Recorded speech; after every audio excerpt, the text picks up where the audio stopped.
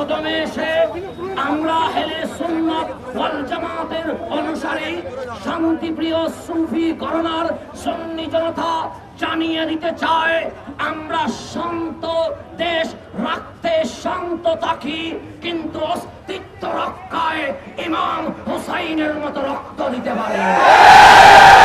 আমরা চাই সকল মতাদর্শের লোক আপন আপন জায়গায় শান্তি মতো থাকুক, কারো দরগাহে, কারো মসজিদে, কারো মাজারে, কারো মন্দিরে, কারো উপাসনালয়ে হামলা করার কোনো অধিকার নাই। বৈষম্য বিরোধী আন্দোলনে আমরা বৈষম্য মুক্ত বাংলাদেশ চাই। একটা জিনিস মনে রাখা দরকার, বসবাস করে এই বাংলার মসনদে যদি কেউ বসতে চায় তাহলে সুফিদের উঠেই মসনদে যেতে হবে।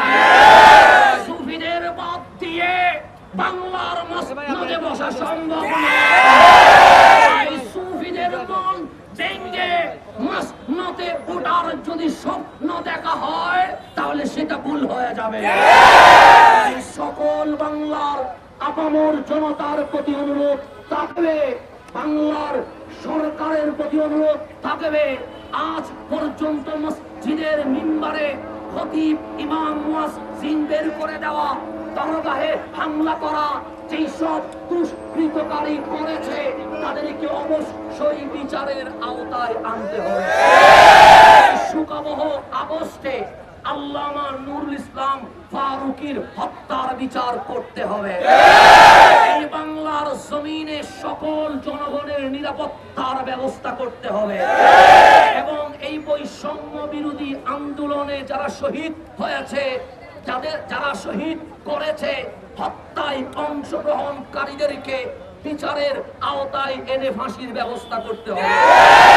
যারা আহত হয়ে হসপিটালে গিয়েছে তাদেরকে সরকারিভাবে ফ্রি চিকিৎসার ব্যবস্থা করতে হবে।